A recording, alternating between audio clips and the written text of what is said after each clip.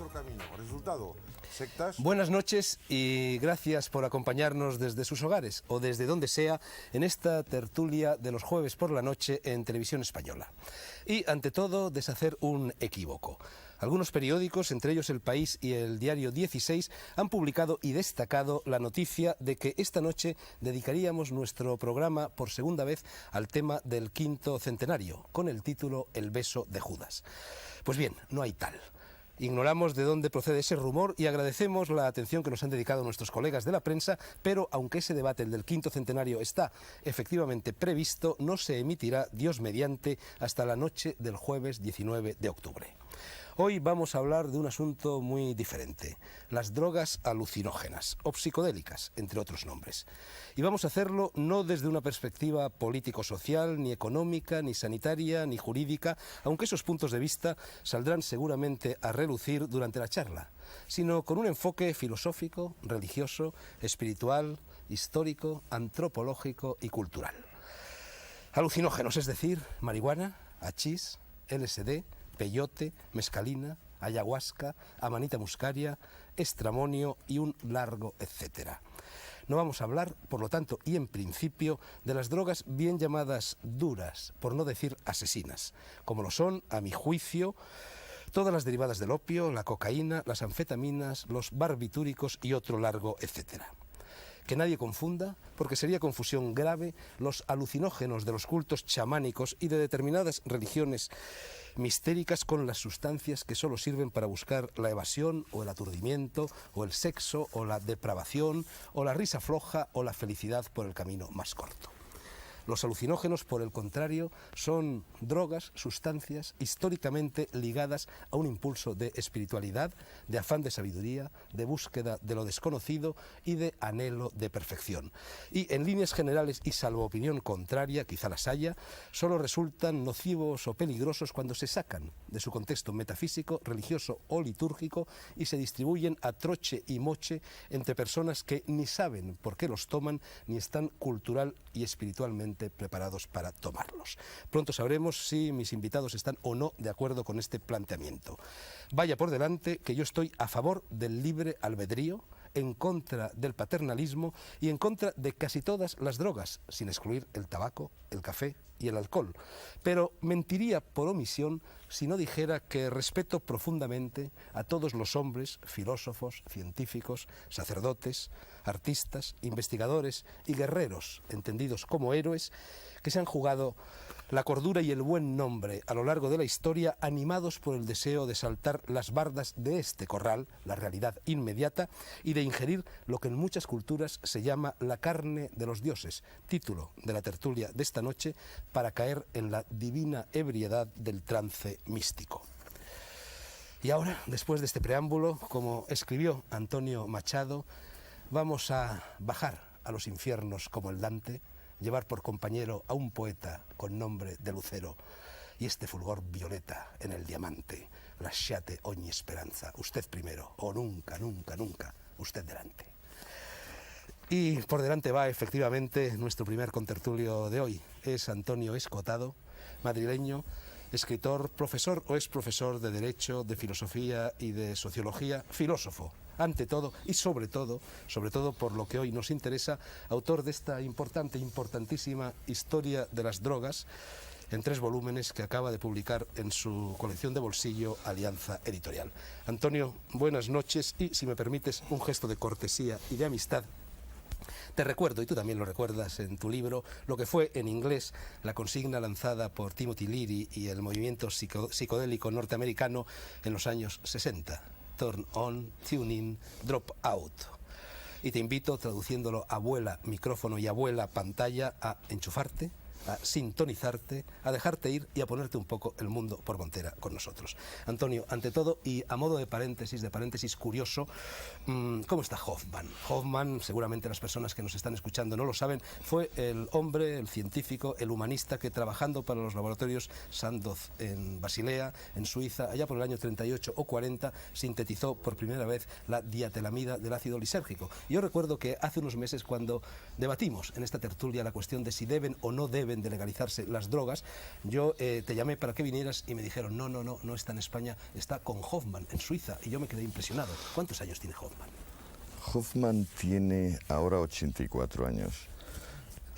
Tiene una casa en lo alto de un monte, convenientemente tapada por otros montes de las grandes chimeneas de Basilea, las de Ciba-Geigy, las de Roche, las de Sandoz.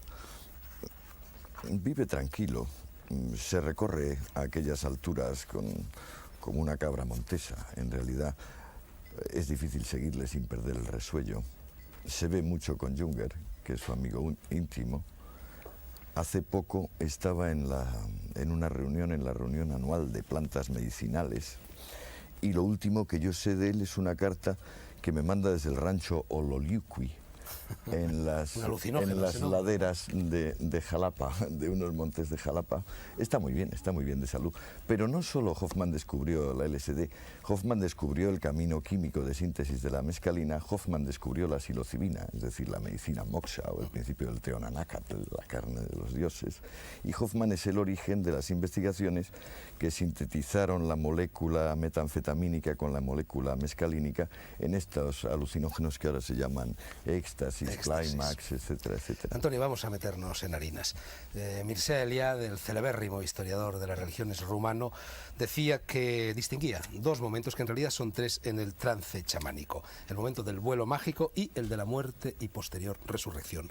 Tú, en la página 54 del primer volumen de tu libro, dices: lo propiamente esencial de su efecto, del efecto del alucinógeno, donde coincide sorprendentemente con el viaje místico sin inducción química, es una excursión psíquica caracterizada por dos momentos sucesivos. El primero es el vuelo mágico, en términos secularizados se llamaría la subida, donde el sujeto pasa revista a horizontes desconocidos o apenas sospechados, salvando grandes distancias hasta verse desde fuera como otro objeto del mundo. Y el segundo es el viaje propiamente dicho, que en esquema implica empezar temiendo enloquecer para acabar muriendo en vida y renaciendo purificado del temor a la vida y a la muerte. Si bien el éxtasis puede considerarse centrado en la fase del renacimiento, la secuencia extática comprende el conjunto y, cuando el caso es favorable, se resuelve en alguna forma de serenidad beatífica. Me gustaría que te explayaras un poco sobre esta descripción del vuelo mágico. Claro, primero, digamos, se rompe el corsé de la rutina psíquica, y entonces aquello casi tiene un carácter musical, de alguna forma. Cuando se entra en la experiencia propiamente dicha, se penetra en esa dimensión que quizás es la que explica todo el temor hacia las drogas, que es que, a mi juicio, buena parte de los seres humanos creen que es conveniente tener cerrada una parte de sí mismos, o si no, si eso se abre, saldrá, como en los discos de Pink Floyd, un individuo dando un alarido espantoso, porque en el fondo el temor a volvernos locos puede tener bastante relación con lo que se llama demencia. Cuando se hace frente a ese temor a la demencia, uno puede descubrir que la cordura no es exactamente pasarse la vida teniendo miedo a la demencia. Otros a lo mejor enloquecen, quizás los que no están preparados. El mundo de lo que has llamado alucinógenos, que a mí me gustaría llamar fármacos visionarios, tienen muchísima relación con este viaje, con el viaje estático. El viaje estático no tiene nada que ver con un viaje, digamos, orgásmico. Es un viaje de hacer frente al miedo a la demencia y, detrás de ello, el miedo a la muerte, que es el miedo a la vida. Porque darse cuenta de que la vida no es nada distinta de la muerte es quizá el misterio fundamental, es quizás lo que se oficiaba en Eleusis. Segundo contertulio, Antonio López Zanón, psiquiatra y jefe de psiquiatría del Hospital Provincial de Madrid. Madrileño también, madrileño del 27, lleva 30 años trabajando con pacientes toxicómanos y ha dirigido muchas tesis doctorales sobre drogas. Va a participar dentro de poco tiempo en Grecia en un congreso sobre psiquiatría social con una ponencia sobre la familia del drogadicto en la que presentarás 100 casos de toxicomanía. Antonio, hay aquí en el currículum que me ha preparado el equipo de coordinación una frase puesta en tu boca que dice: los alucinógenos interfieren con los neurotransmisores produciendo lesiones cerebrales, sobre todo el LSD, y entre paréntesis, la más destructiva de todas.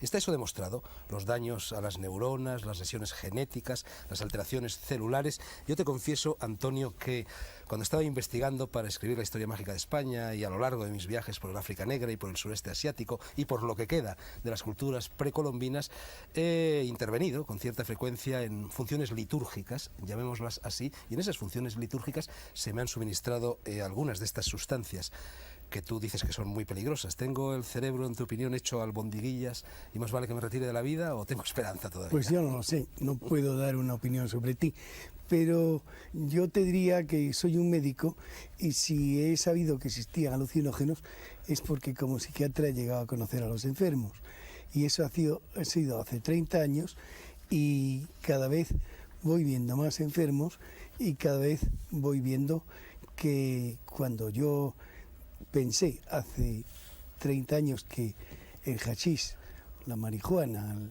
la María, como la hierba, como se quiera llamar, era algo muy perjudicial, algo que podía producir síndrome de abstinencia, a pesar de que se dice que no, pues yo he visto que en realidad hay trastornos muy importantes de personalidad. Es que hay que fijarse que hay digamos, una fase en la cual, aunque el individuo sea psicótico, todavía no tiene lesiones, pero hay otra en que tiene unas lesiones muy importantes, afectando sobre todo las áreas hipotalámicas y núcleo amigdalino, las áreas que se refieren a todo el sistema límbico, y ahí se hace el síndrome de Kluver-Bucy, y ahí realmente hay trastornos que son irreversibles. Pero lo más importante de todo es el síndrome motivacional, es decir, esa pérdida de todos los intereses por aquello que no se refiere a la droga y esa pérdida de horizontes y pérdida de un futuro.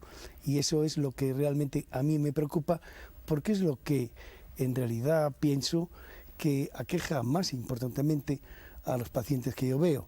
Y es, yo diría, descorazonador, si no fuera porque me gusta mi oficio y sigo en él, a pesar del tiempo, el intentar sacar adelante estos enfermos y no poder hacerlo. Curiosamente, en los últimos tiempos, los americanos, que son muy prácticos, han intentado hacer un tratamiento específico, dando precursores de neurotransmisores, y han obtenido resultados, sobre todo. Naturalmente esto va orientado económicamente hacia los deportistas que habían perdido sus capacidades de actuar debido al uso de drogas. Y en este sentido estoy yo trabajando con unos colaboradores míos, con Almoguera, con Suárez Gisbert y con Barrera, sobre este asunto, y creo que realmente es un futuro. Y es un futuro porque lo malo no es que algunas personas tomen alucinógenos y puedan contarlo y hasta escribir libros muy científicos, aunque el señor Liri no terminó tan bien, según parece. Pero lo malo es, lo peor diría, lo verdaderamente desgraciado, es que algunas personas se inhiban de su desarrollo futuro en una edad muy precoz, empiecen a los 14 años o antes a tomar estas sustancias, y sobre todo me refiero al caso de los que toman pegamento, que no sé cómo llamarle aquí, los que toman los disolventes industriales. Doctor Zanón, aquí estamos hablando de alucinógenos, no de pero pegamento. pero bien, ya lo sé que no, pero la verdad es que hoy día no tenemos gente que tome una sola sustancia. Todos los que tenemos son politoxicómanos o polintoxicados, y es muy difícil encontrar hoy día un paciente que tome solo una sustancia. Bueno, vamos a ver lo que piensa de todo esto nuestro tercer contertulio, ya suficientemente conocido por los espectadores del Mundo por Montera, porque ha estado en 2 o 3 ocasiones aquí. Se trata de José María Poveda, psiquiatra, por supuesto. Ha realizado estudios sobre estados alterados de conciencia con el uso de los alucinógenos. Ha investigado también sobre esto mismo en California y en la India, y también sobre los efectos y consecuencias del uso de alucinógenos, tanto en él mismo como en otras personas. José María, ¿tú coincides en el diagnóstico que acaba de emitir tu colega?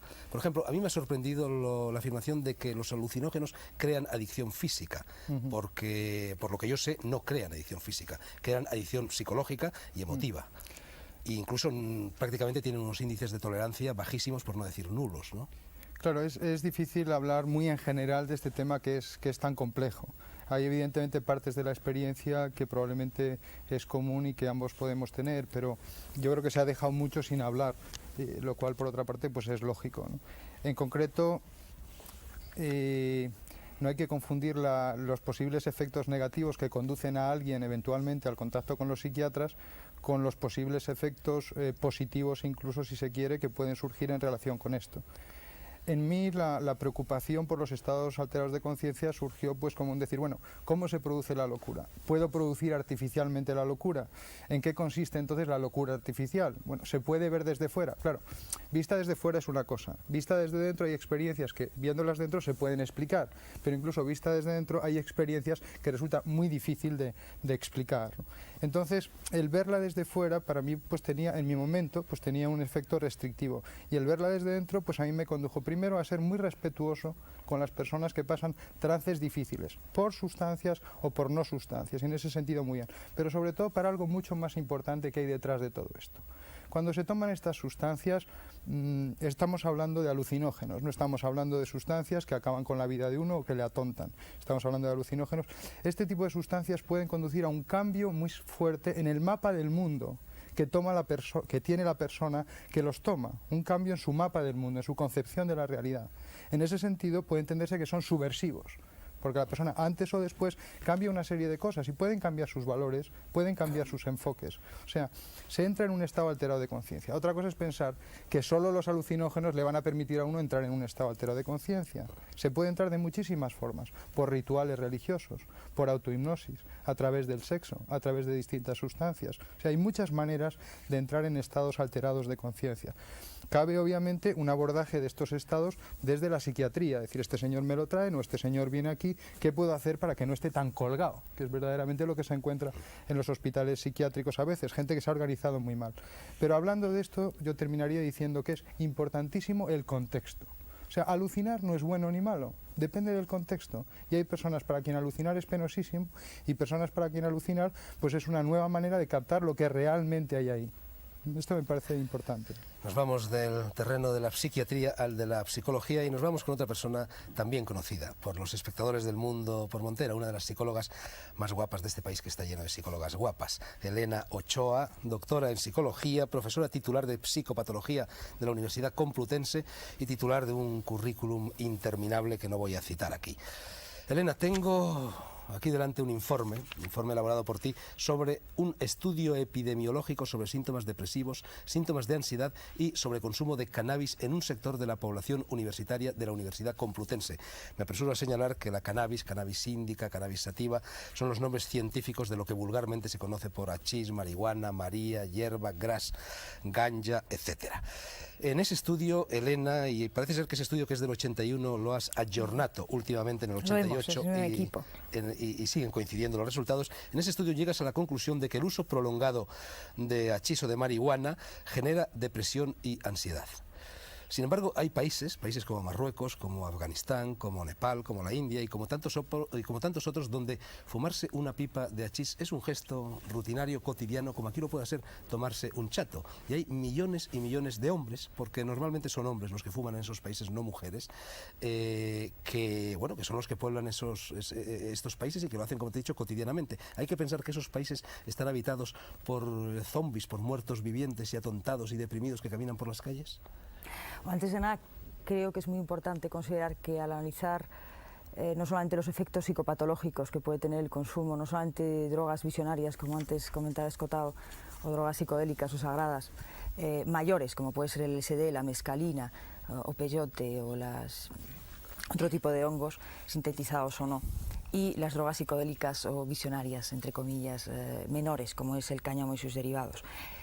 Tu estudio se refiere precisamente sí, al pero cáñamo luego te contesto exactamente a eso porque me gustaría considerar que es tremendamente importante el no adoptar una visión etnológica a la hora de estudiar el problema y separar el problema en sí mismo del contexto donde se produce. Estoy muy de acuerdo con el doctor Poveda, con José María, en que no se puede analizar, ni ver, ni considerar, ni distinguir entre lo que es normal o no normal, o los efectos psicopatológicos que pueda tener el consumo de estas drogas, si no se tiene en cuenta el contexto, la cultura, el marco social del consumo de tal droga. Lo que sí es verdad es que a la hora de estudiar y de considerar ese estudio hay que tener en cuenta que los efectos del cáñamo y sus derivados, que son las drogas que hemos analizado en esa población, hemos tenido en cuenta, en un primer lugar, el estado del organismo del sujeto, no solamente el estado del organismo, sino también la personalidad previa. Por otro lado, la dosis, la concentración y la vía que tiene ese sujeto para percibir o para consumir esa droga. En tercer lugar, la motivación que le lleva al consumo de esa droga, y en un tercer lugar, el contexto donde se está dando. Pasando a los resultados que tenemos hasta el momento, lo que sí hemos visto es una correlación positiva entre niveles de depresión, altos niveles de depresión, ansiedad y consumo de cannabis. Pero no se sabe si es antes el huevo o la gallina. ¿Son reversibles esos efectos o no? En todos los datos que tenemos hasta el momento, que yo conozco por otros estudios, no son reversibles, pero tenemos que tener en cuenta, como hablábamos antes, el estado previo, la personalidad previa y el organismo de esos sujetos, para que tengan o no ese tipo de reacción depresiva, ansiosa, o en algún momento una recaída psicótica, porque lo que sí es verdad es que en determinados sujetos que se han quedado enganchados o no en psicosis tóxicas y ha habido una remisión posterior de ese cuadro psicopatológico o psicótico, cuando han vuelto a consumir cualquier tipo de derivado de cáñamo, han vuelto otra vez a recaer. Perdona, yo estoy Hubiera viendo podido recaer con cualquier otra cosa. Yo estoy viendo, oye, perdona, Elena, yo estoy viendo miles de personas, vamos, miles de pacientes en concreto, entre los cuales ninguno ha venido a consultar por depresión consecutiva a consumo de cannabis. Quiero decir que habrá que matizar un poco. No, depresión, vamos a ver, depresión, hablamos de depresión de una forma global. Luego, si quieres, pasamos a analizar las conductas concretas que definen ese cuadro que denominamos depresión. Porque hablas de población estudiantil. Sí, población estudiantil. Es que tenemos en cuenta con los datos, por ejemplo, que ofrece el Ministerio de Trabajo y de Sanidad y Consumo, que los consumidores habituales, la incidencia mayor se da en una población entre 18 y 20 años. Varones también, por cierto. Varones, no mujeres. Bueno, vamos a seguir, si os parece, con el turno de presentaciones y ya luego nos metemos en Honduras. Cuentan de un sabio que un día, ese sabio es André Malví, contertulio habitual del Mundo por Montera, que lleva hoy, según nos ha confesado al entrar en este estudio de Televisión Española, 5 días sin dormir. Es el mutante, entre comillas, de nuestro programa. André, el cuerpo humano elabora alucinógenos. Claro, yo tengo un problema con todo lo que ha sido dicho hasta ahora, que es el siguiente. Primero, se está haciendo una confusión terrorífica entre sustancias diferentes entre sí y entre comportamientos totalmente diferentes. O sea, hay sustancias que la gente toma para apartarse. Serían pues todos pueden ser los neurolépticos, etcétera, incluso los omníferos, lo que quiera, pero apartarse, no estar tocado por el mundo.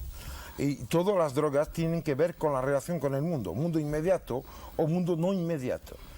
La segunda parte es la parte en la cual hay que soñar un mundo que podría ser, o bien entrar en lo que está dentro del mundo pero que no vemos, lo de Paul Éluard, ¿no? Il y a beaucoup de monde, ils sont tous dans celui-ci. Y la tercera es lo que permite de tener una energía que uno no tiene.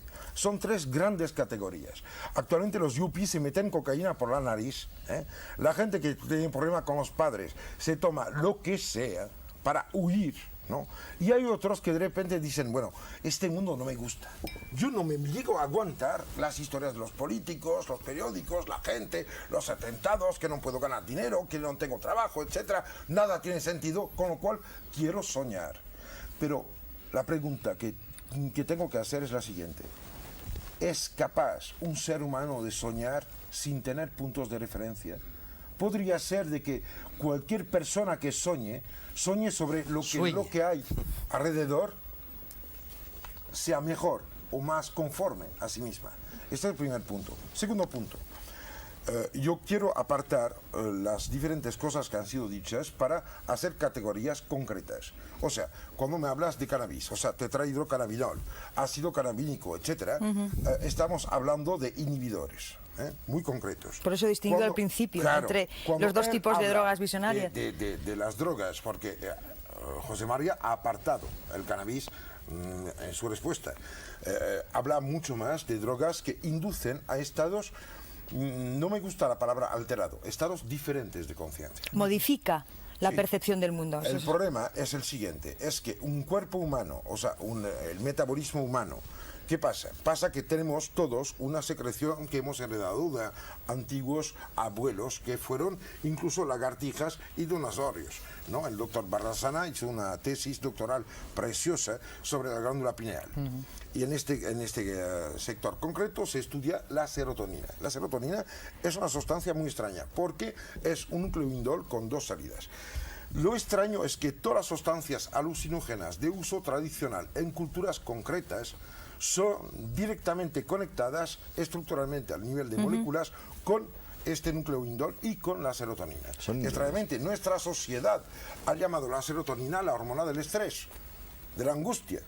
Yo digo que las iniciaciones fundamentales, los comportamientos dentro de sitios culturales que no tienen referencias perdidas, porque habría una paréntesis que decir de que los payesos de mi tierra, de Cataluña, yo conozco muchos que tienen radios de 1925, o sea, un aparato así, ¿no? Con el altavoz en medio, y se conocen todos entre ellos, se intercambian bombillas y saben cómo y por qué funciona.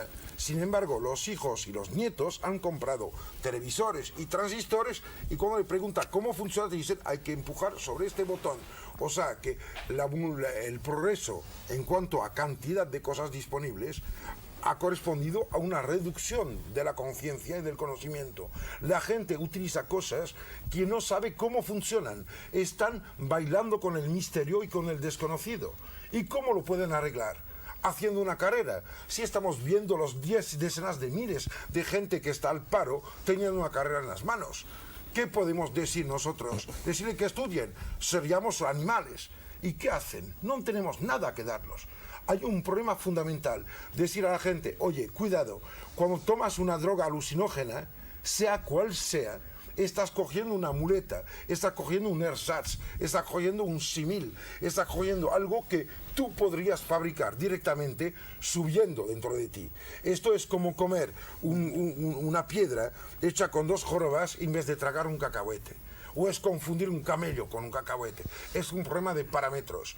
Todos tenemos una responsabilidad gigantesca ahí y nadie habla de esto, que es que es posible de subir en la conciencia, es posible de subir en la capacidad de mentalizar el mundo, es posible de ser genial, es posible de entender, captar y afuera de las limitaciones habituales, pero tenemos que dar el medio de esto. Pero y ahora, si te vas a todos ir, por los que ejemplo, todos los que tenemos, aunque sea un poco de conocimiento, lo tenemos que entregar. No estamos enfrentados al problema de la droga, no estamos enfrentados al problema de los alucinógenos, estamos enfrentados al problema de entregar y dar. Estamos en una sociedad de egoísmo y ahí está la raíz de la historia, porque se puede explicar a nivel bioquímico muy bien, pero hay muchas otras cosas. Y ahora toca al Campillos para la ética. Ahora toca a Campillo, que es nuestro juez de paz. Bueno, yo iba a decir una cosa. En unos casi 40 años de vida en diferentes laboratorios de física y de química, he encontrado gente profundamente deprimida, algunos se suicidan, y que se estaban dopados, drogados, con racionalidad extrema. Tengo casos. Es el comportamiento sin inhibidores, en que las relaciones pre y post sinápticas se producen normalmente, llevado al extremo, con obsesión total de saber llegar al premio Nobel. He conocido casos de hombres que se han suicidado porque a los 50 años no habían llegado al premio Nobel, compañeros míos. Estos hombres estaban tan obsesionados. Aquí deberíamos de habernos suicidado ya casi todos. Lo que quiero decir es que se habían alimentado su cerebro de una manera que estaba deformado totalmente. Y no, digo por parecía el el premio mecanismo. Nobel, porque no lo tenemos ninguno. Por suerte. A ver cuándo nos lo dan. No, perdona.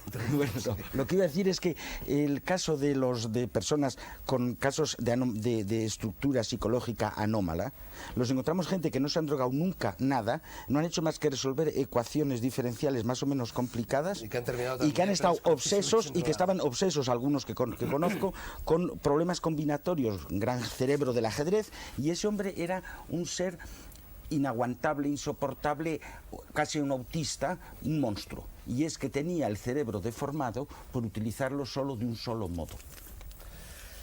Antonio Escotado, me parece que en una de las primeras páginas de tu libro, del primer pues volumen de tu todo libro... te advierto que han dicho un par de cosas ahí que me gustaría decir, pero No, contesto. Pues podemos entrar en discusión. No, una cosa fundamental. Tú has dicho una clasificación que me parece perfecta de las drogas. Yo la resumiría en de paz, de energía y de excursión psíquica. Sí, totalmente, perfecto. Sí. Todas las de paz son adictivas, Sí. porque la molécula que da paz es la molécula que acostumbra. Sí, totalmente, pero hoy Todas hablamos las de energía solo de una de las son tres. estresantes Hablamos y de una son de las de tres. verdad fatigosas para el sistema nervioso. Todas las de viaje son peligrosas para el que no quiere viajar. Es decir, para el que de verdad se quiere atener a un mundo de rutinas que es el único en el cual se O también encuentra que no cómodo. puede controlar el timón para En viajar. cuanto a ti, una cosa esencial. Yo, no sé, debe ser un disparate, pero no tengo inconveniente en reconocer que hace unos 25 años, con gran asiduidad, tomo cannabis. Normalmente para antes de dormir, pero a veces incluso un poco más. Desde hace unos 10 años, leyendo un libro chino, además un libro chino del siglo X, que decía que el hachís tomado poco induce falsas representaciones, pero tomado largamente, devuelve al hombre el sentido de la vida. He observado que sí, que crea depresión y que crea un punto de ansiedad. Pero por eso mismo lo tomo. Es decir, yo tengo un foco adrenalínico, es decir, de estimulación fuerte, y entonces necesito algo que me devuelva la capacidad para comprender todo lo que me falta por hacer, todas las tonterías que hago, todo lo que no soy y debiera ser. Sí, pero quizás tú y entonces tienes... ese punto de ansiedad, Pero- esa anticipación Ajá, del pero quizás dolor tú tengas los y del soportes- error, para eso es tengas para lo los- que creo que se pero puede quizás tú utilizar tengas- de mayor. Perdona, quizás tú tengas los instrumentos y los soportes necesarios para hacer frente a esa ansiedad, a esa depresión.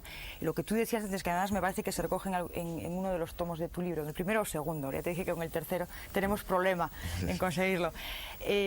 Es que todos los derivados del cáñamo han sido recomendados a lo largo de la historia como un método como un hipnótico, como un catalizador de la ansiedad, del estrés. Lo que sí es verdad es que hay personas jóvenes que todavía no tienen las categorías del mundo, o los soportes necesarios o las muletas de las cuales tú habías hablado antes, o quizás tampoco el soporte bioquímico y físico. Aquí Luego tengo hablamos que de decir ello, algo, luego hablamos de ello, para poder hacer frente a ese estado depresivo, amotivacional, ansioso. que Con puede decirle a la producir el gente uso que continuado. eso es un fármaco a la larga depresivo, Pero por favor, me parece que se estamos soluciona haciendo una bastante. confusión gigante. Estamos haciendo como si España fuera todo el mundo. Lo siento, la civilización occidental representa una parte minúscula de lo que es la totalidad de la humanidad. Somos unos soberbios, unos insoportables, porque decidimos que nuestra sociedad es la buena. Pero, por Dios, es que existe una infinidad. Tú, como yo, hemos viajado, hemos llevado el mundo por montera. Yo he dado no sé cuántas vueltas al mundo. Por favor, la sociedad occidental es como un botón pequeño sobre un mar inmenso. Pero estoy de acuerdo contigo. muchos Y a tanques. referir a los problemas internos de una sociedad enferma, los datos que tenemos que discutir es un error. Primer punto. Segundo, yo no estoy de acuerdo al momento en el cual se están mezclando las cosas. El tetrahidrocannabinol, todos los derivados del cannabis tienen que ver con el tapar capacidad de juicio en personas. El viejo de la montaña, Dios sabe qué Hassan reputación tiene y al-Banna. cuántos libros se escriben sobre él. Mira, ¿a qué servía? A que la gente no pueda juzgar. El libre juicio, la capacidad de entender el mundo que nos rodea, la capacidad de tomar una decisión, que es al final decir, yo estoy aquí y no estoy allá. O sea, coger las distancias como un boxeador. Es una cosa muy importante. Yo creo que el trabajo fundamental para hacer, no a nivel farmacológico, no a nivel psiquiátrico, no a nivel de trabajo de gobiernos, no, a nivel humano, porque al final estamos todos implicados como personas. Pero aquí estamos en por Occidente. favor, Podemos bueno, tú estás recurrir... en Occidente, yo no. Por eso, Yo podemos lo estar en siento, Occidente. Yo acabo de volver de África y me voy ahora. Pero en el este sudeste momento estamos asiático. en España. De todas maneras, como dijimos al principio, hay que tener en cuenta el contexto y ver que en determinadas etnias, por ejemplo las de tribus de Osaka, reproducían el uso del peyote hasta en las cerámicas, primero. Segundo, Segundo. Es que estás otra vez confundiendo. El peyote, lo siento, el peyote contiene un alcaloide que es la mescalina, que es el único que no tiene nada que ver con lo que yo dije antes, que son los derivados que tienen que ver con el anillo indol. El Pero es un indol. implica Es un el indol. LSD. Es un Es un indol. indol. Es un indol. El único un que no es indol. un indol es el THC, porque le falta el nitrógeno. Sí, le falta nitrógeno, pero ojo, es que a nivel molecular es que la mescalina no hace parte, no reproduce los famosos secuencia con el núcleo al lado. Hombre, no es verdad. Lo cierto es que esto conecta sobre las catecolaminas, epinefrinas, no epinefrinas, etcétera. Esto es otra historia que no tenemos tiempo de discutir aquí. Lo cierto es que existen culturas basadas sobre cosas que no han provocado gente loca. Es que a mí me importa mucho de encontrarme con un brujo, ¿me entiendes? Las enseñanzas Lólobo, de Don Juan, ¿no? Y que este tío de Lólobo, pues me diga cosas que son ciertas. Porque al final, el único punto de referencia es que las cosas sean ciertas. Hay que bien saber que el chamán, dentro de su cultura, es un premio Nobel. Es el hombre que lo sabe todo de a dónde está y de todo lo que se sabe a dónde está. Pero inician el Por eso rito no del... se suicidan los chamanes. Pero A mí de todas formas me gustaría decir una cosa. Hablando de personas, de hombres, yo creo que nos tenemos que dar cuenta que quizá tenía razón Martin Buber cuando habló del encuentro, de una relación yo-tú para hacer un nosotros. El que toma una droga se relaciona con ello, con una cosa, y solo a través de la cosa se puede relacionar con otras personas. Entonces, las drogas en principio son una enorme dificultad y una inhibición para el contacto interhumano.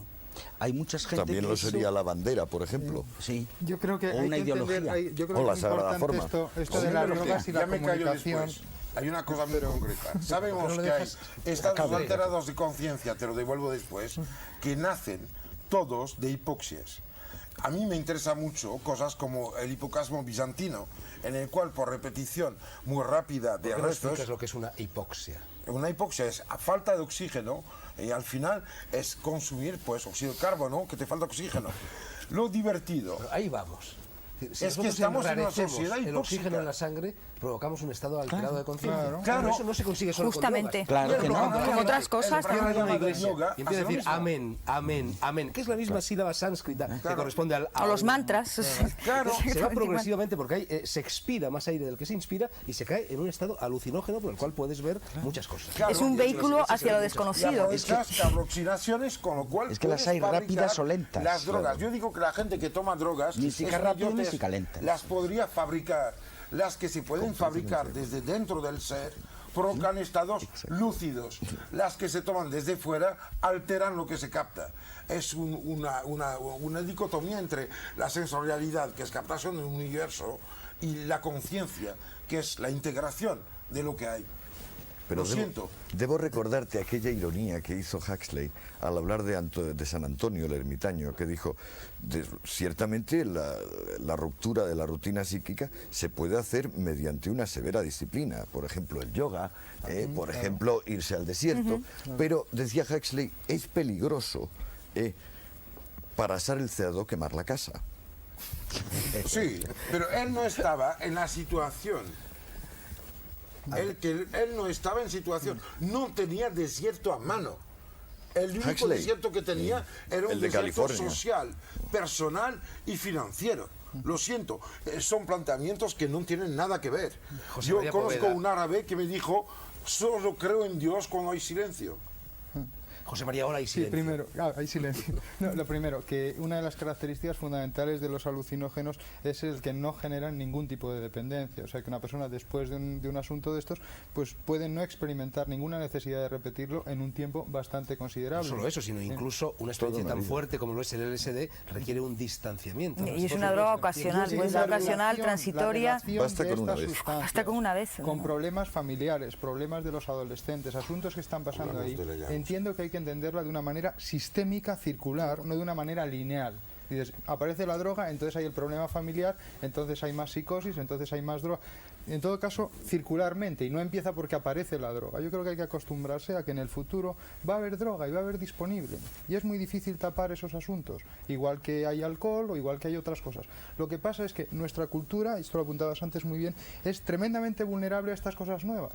Nosotros generamos, los europeos, unos desastres en América con los indios cuando llevamos el alcohol, porque ellos no estaban preparados para eso. O cuando Y esto parece deshicimos todos los Vamos a sacar del rituales contexto. la venganza litúrgicos Moctezuma. de iniciación Nos están llegando cosas de otros al países peyote, por ejemplo. para las cuales no estamos preparados y que sin embargo en esos países no pasa nada. Los afganos tienen el mejor chocolate María, del mundo volvemos y no están deprimidos. donde ya José todo María el Santo, día. Todos los chamanes Sí, que sí. yo he conocido eran solitarios y todos los adictos que he conocido aquí eran gente involucrada. Gregarios. El problema está en la soledad o la involucración. Yo creo y que esto habría que plantear un poco. eso es erróneo.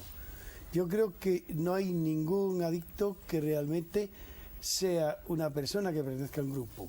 El adicto es puramente pertenece a un grupo, pero en realidad tiene solo su contacto con su droga, y la prueba es, y eso lo puedo demostrar por lo siguiente, ¿Conoce no hay ningún adictos drogadicto que alucinógenos? sea Déjale capaz, terminar. por supuesto, de decirme qué hora es, ni qué día estamos.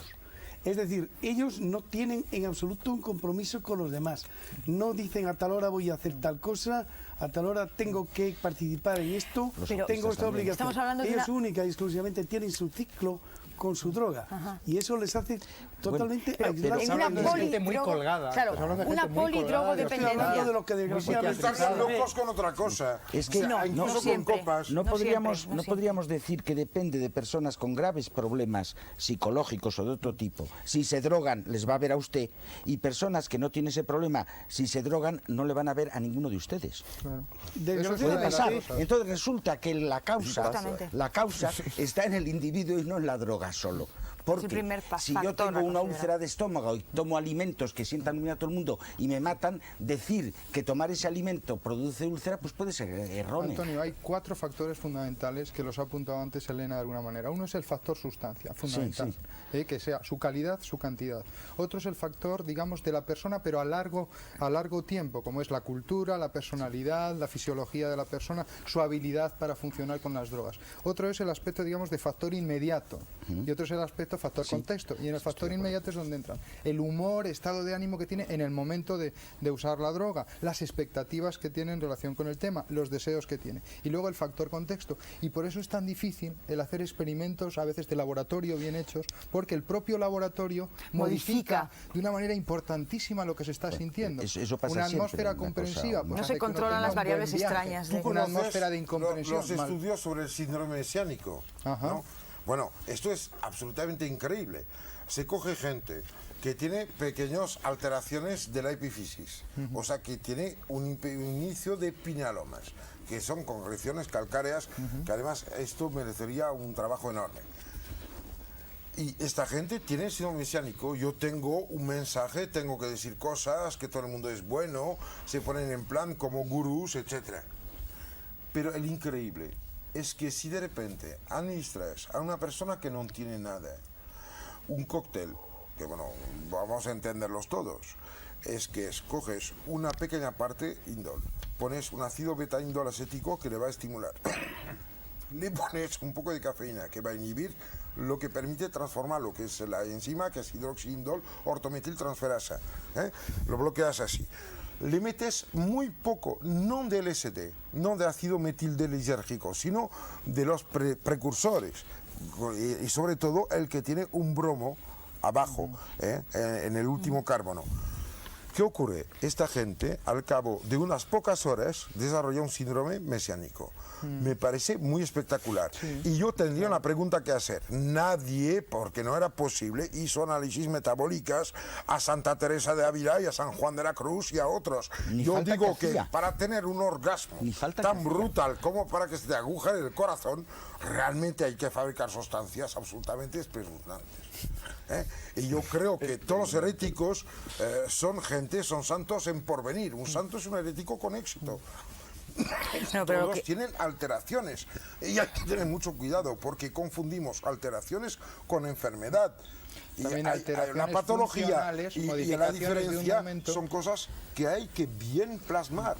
Yo pienso si se hubiera curado a muchos poetas, nos faltaría mucho en la herencia y el tesoro humano. Hay que tener muchísimo cuidado. Hay mucha gente volada, cierto. Digo, esta gente estaría volada aunque no hubiera drogas, porque se volaría con otra cosa. Bueno, pero es que el problema estriba en que en psiquiatría no hay nada específico. De forma que por una etiología no se puede, por una causa, no se puede decir que la sintomatología va a ser esa. Yo tengo Puede gente ser colgada de predominantemente tofranil. esa, naturalmente. ¿Y por qué Hombre, no? ¿Y por qué mala no? prescripción.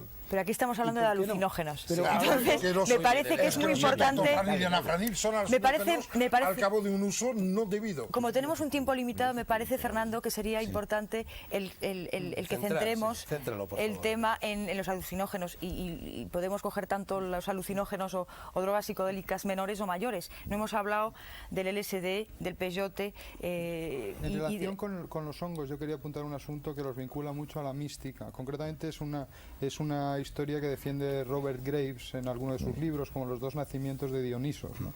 Y esto que voy a decir ahora pues es Un hombre mucho que más... utilizó mucho claro, la solución. claro, y es casi más salvaje lo que él apunta ahí que lo que hizo Salman Rushdie recientemente a propósito del Islam. Lo que llega a decir el Robert Graves es que la religión hinduista de protección a la vaca es en realidad la apariencia de la religión mística alucinógena para la protección del hongo psilocibes, y que solo a base de mantener viva la vaca se garantiza la perpetuidad de la existencia del hongo alucinógeno. Porque en la boñiga de la vaca Eso crece es, va a surgir el hongo asunto. Entonces, que en psilocibes. realidad el hinduismo es una religión que tiende a enmascarar una religión de mayor nivel, de mayor enjundia alucinógena y mística, que tiene que ver con los estados alterados de conciencia a través del psilocibes, ¿no? Es el Con soma, hongoísmo. es el soma del Rig Veda. Este es el asunto. Justamente es la misma sustancia. ¿Tú crees, ya que es se le ha el- reducido el soma, que en el origen del sentimiento religioso podría estar el uso de alucinógenos? Es decir, que el huevo fuese antes que la gallina y no la gallina antes que el huevo en lo relativo a la religión. Te puedo dar una respuesta emocional y una respuesta medio erudita.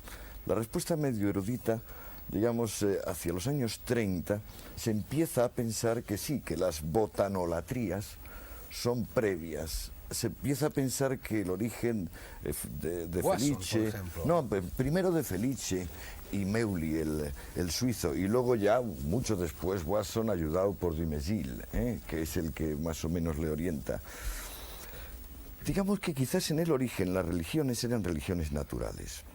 Los dioses eran múltiples, estaban en todas partes, y lo que se impartía como sacramento era una experiencia de extraordinaria intensidad que rompía los márgenes perceptivos normales, pero no por ello, y volvemos a lo del inicio de la cordura y la locura, no por ello rompía la cordura, al contrario, establecía la cordura desde unas bases más profundas, es Como decir, una ceremonia de iniciación, por ejemplo. le permitía al hombre soportar cosas que otros dirían me vuelvo loco, justamente porque de antemano se había encontrado en una situación donde realmente estaba solo, desasistido, ante una inmensidad de significado. Entonces, probablemente las religiones antiguas son religiones naturales, que fueron desplazadas por una corriente antiorgiástica, antinatural, que va a dar el monoteísmo. Es la gran batalla, digamos, antiorgiástica de la Max tesis. Weber y de Nietzsche del siglo VI a.C., que produce el judaísmo, luego el cristianismo, luego el islamismo, y en Asia, naturalmente, el brahmanismo posterior a los Vedas, el confucianismo. En Asia es claro cómo subsisten los hombres santos, por ejemplo, el santón taoísta, el santón budista, en clara oposición a las normas más de religiones antinaturales que lo que quieren es integrarse socialmente, coordinarse en sectas muy fuertes.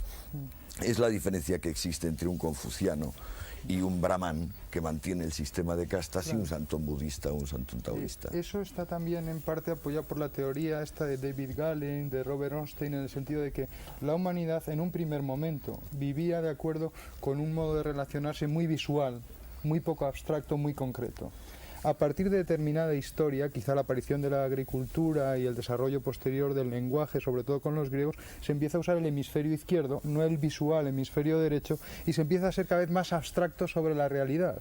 y como modelos abstractos de la realidad son las producciones de la religión pues musulmana, la religión judía, la religión cristiana, que son de un grado de abstracción espectacular. Y quizás ahora estamos en momentos, a través de la creatividad, de ser capaces de ver al primitivo y al súper avanzado, lo más sofisticado de los desarrollos del judaísmo, del cristianismo, en eso que Panikel llamaría lo retroprogresivo. Que como vas tan rápido y tan para adelante, hay que ver de dónde venimos, cuál es la estela y poner las dos cosas y el papel de conjuntas. los alucinógenos en ese desarrollo. Pero hay una cosa muy concreta, José María. Que están en los dos momentos. Las religiones revelan, vuelven a velar.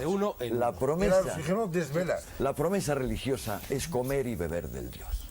Esa es la promesa religiosa. Claro, ¿y qué puedes hacer La promesa más? religiosa de la religión natural. Sí, la ingesta. El genial invento de la religión monoteísta es formalizar ese trance.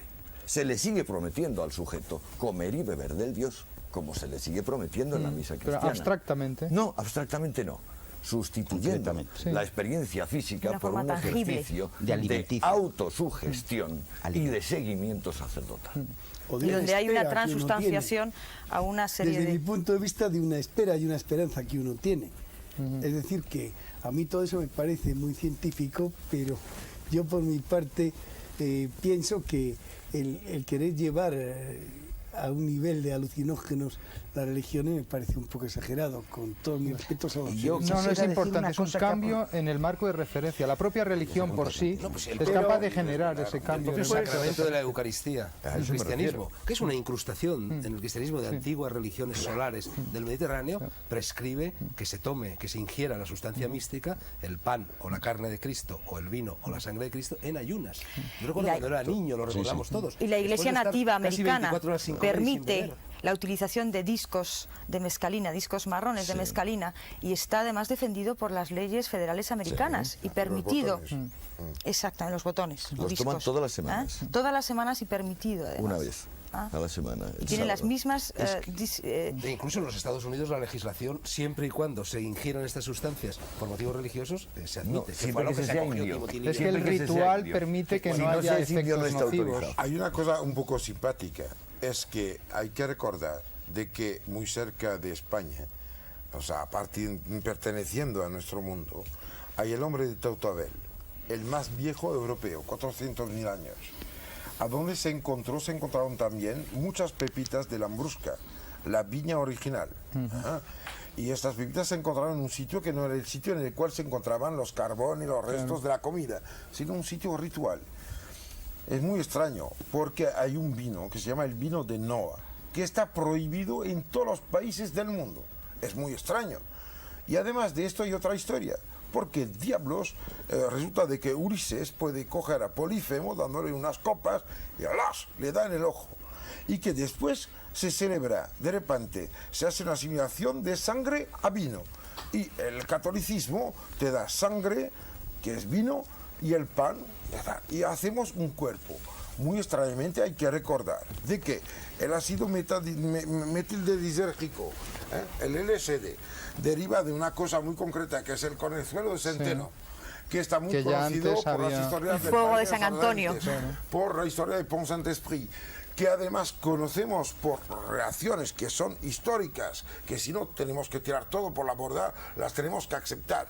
Que había una infinidad de contaminación. ¿Por qué? Porque la región se implanta cuando la gente crece. ¿Cuándo crece la gente? Cuando hay mucha agua, porque crecen las cosas. Cuando hay agua hay hongos. Cuando hay hongos hay contaminación porque no había control.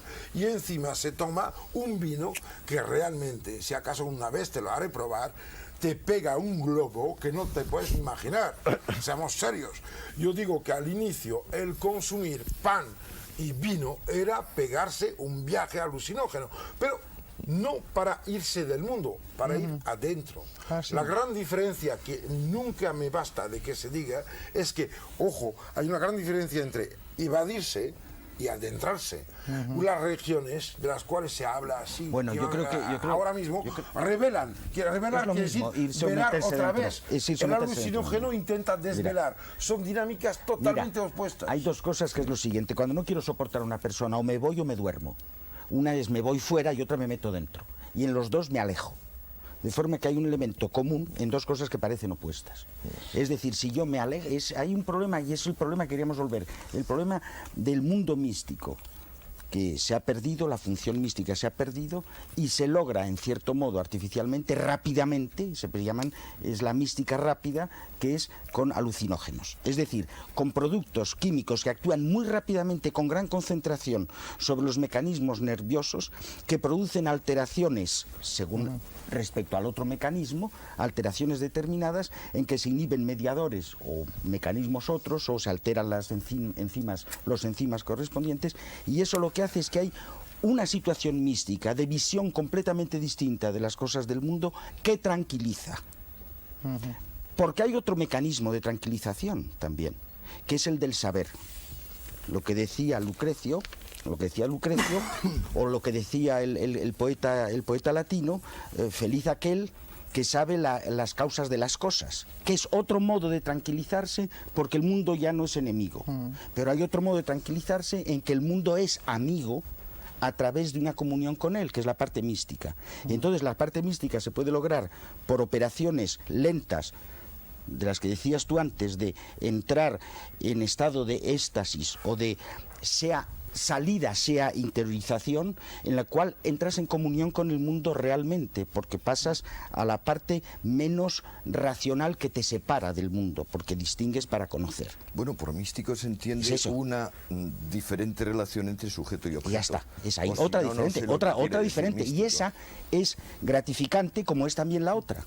Pero hay investigadores como Grof que dicen que esto del éxtasis es en realidad reacordarse de que uno estuvo en el útero de su madre y sentirse flotando. Son interpretaciones en la búsqueda bibliográfica, subjetivas. Pero un momento, en la búsqueda bibliográfica he encontrado, la que he hecho un poco rápida, no muy buena, he encontrado una serie de autores, a través de cosas, Laborit me ha proporcionado mucha información de datos y cosas, y como yo me interesé por la parte química, he encontrado una serie de hipótesis y autores que me dicen todos unos lo contrario del otro y tienen toda razón parcialmente. De forma que lo que yo prescindo, ahora quería prescindir, es plantear el problema, que el vivir una situación mística es importante para el hombre para que no se le quede, según una teoría que es falsa, de los dos cerebros, el cerebro racional y el cerebro, el hemisferio racional y el hemisferio emocional, que es falso probablemente es una falso, hipótesis de porque trabajo, es simplemente nosotros que hacemos somos los separadores. No, yo ahí no puedo admitir sin más que sea falso porque he participado en experimentos a ese pero respecto.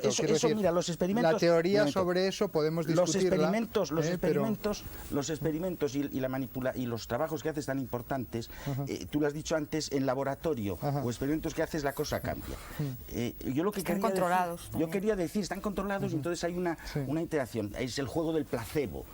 Tú das alucinógeno a un señor y de medicamentos distintos en proporción distinta y consigues cosas cambiadas. El individuo... Bueno, precisamente a propósito del placebo, Campillo y Antonio Escotado lo cuenta muy bien. Sí, que es perfecto, libros, es perfecto. Los experimentos que se llevaron a cabo es lo que voy a decir es ese. En los 60, que se suministraban determinados alucinógenos o determinados placebos a un grupo de estudiantes o de lo que fuera, y el porcentaje de experiencias místicas, de experiencias religiosas entre las personas que no habían tomado el placebo y sí el alucinógeno era estadísticamente muy superior. Sí, enorme. Eso quiere decir que el mecanismo es una proporción de 40 a 1. Yo digo ahora, por supuesto. ¿y qué pasa? Porque parece que tomar un alucinógeno en sí, absorberlo por la vía que sea, es algo que es una fuente de placer o de un estado anímico superior. Pero en realidad, ¿qué pasa con el flashback de un sujeto que ha tomado LSD, que al cabo de los años de haber tomado LSD se pone repentinamente enfermo porque tiene otra vez una serie de vivencias desagradables? ¿Qué pasa con eso? Bueno, pero hay una cosa... ¿Tú has visto algún caso de eso? Sí, claro, el exceso. No, hay casos de flashback, pero lo mismo que existen... Son los enfermos que no puedo curar nunca, además. Pero el exceso... Pero no tenían una vulnerabilidad... Pero, doctor Lopezano, no había una vulnerabilidad física previa en esos sujetos. Los sujetos que desarrollan flashback y vuelven con imágenes eidéticas a reproducir y a quedarse enganchados en el viaje que tuvieron hace años... Bueno, yo diría que no con imágenes eidéticas, diría que con la serotonina. Porque el problema es el problema de la serotonina. Bueno, es que hay una cosa que, como no sabemos cómo funciona el cerebro ni el sistema y la química del cerebro, y tardaremos muchísimo en saberlo. Nosotros no lo sabremos, lo sabrán otros. Y otros a lo mejor, pero lo que sí podemos decir es lo siguiente, y es una idea que has en cierto modo lanzado tú, es que podemos explicar, en cierto modo, la situación mística gracias a la química del cerebro. Pero no podremos nunca explicar el funcionamiento del cerebro por experiencia mística. La diferencia está ahí. Y son los dos modos de ver las cosas. No sé si estás de acuerdo. Omnipresencia de la química. De la química está ahí, pero la química es importante porque forma parte del... La química son los tiene una base cables, la química. química son los cables, lo importante es que pasa por los cables. No, es que no son los Y en ese cables, sentido, el que no contexto somos es cables, fundamental. que somos factores, que somos estructuras integradas. No somos cables, Eso no dentro somos de informáticos. Sí. Dentro de otras Hipócrates decía que el estructuras. cuerpo humano es un círculo de todas sus partes, son a la vez principio y fin. Claro. Sí, Pero yo digo, a Julia Guerra, que ha tratado muchos drogadictos, los ha tratado enseñándoles a relajarse y así conseguir esos estados sin necesidad de utilizar. Yo cuando encontré a La Julia droga. Guerra en Suiza, donde tiene su clínica, Ya no, ahora está en París. bueno, yo lo conocí en los años 67, Yo en 69, 70, 1954, 71. que he trabajado Bien. con él en París. Muy bien. Es que entonces decía que de todas maneras poco importaba cómo se llegaba a un cierto nivel, puesto que este nivel era lo que buscaba el ser. El problema es que lo que digo desde el inicio es que yo digo que hay experiencias reales, auténticas. Por eso los chamanes han vivido, se han sucedido durante miles de años, siendo reconocidos, queridos, amados y estimados por la gente que estaba alrededor en un mundo hostil. O sea que hacían cosas concretas y eficaces. Esto es una parte. Y de la otra hay la fantasmada. La fantasmada es decir, yo estoy en Madrid y juego a ser un chamán kirguís. Esto es tomarse una sustancia, es una fantasmada. Lo que tenemos que decir es que no se puede confundir una muleta, una prótesis con la experiencia auténtica. Pienso que Fernando está de acuerdo conmigo de que la experiencia auténtica existe. Nos hemos tropezado, tú y yo sí, tú también estoy seguro, con gente que realmente hace lo que dice. Concretamente, la gente que se toma en la Amazonia Banisteria capi, el yagueo pegapalo, y que lo mezcla con la famosa psicotría viridis y se lo toma, ¿qué ocurre? Primer nivel, una sobreestimulación simpática. Resultado, sobreestimulación del glosofaringeo y peristaltismo y antiperistaltismo. Vomitan y cagan. Y después, una vez vaciados, que además hay que recordar de que la ingesta, el comer, es ingerir el mundo. Conocer es también ingerir el mundo. Comer es conocer. A este momento se quedan y hay la famosa experiencia mística. Pero esta experiencia mística tiene una recaída en la vida normal. Esta gente cambia. Tiene la posibilidad de conseguir un equilibrio interno en una sociedad sometida a todas las presiones más atroces que puedes imaginar. Yo creo que hay un gran error que es mirar desde nuestro punto de vista inmersos dentro de una cagadita de mirlo, ¿no?, que se llama civilización occidental. Hay muchas otras maneras de contemplarlo.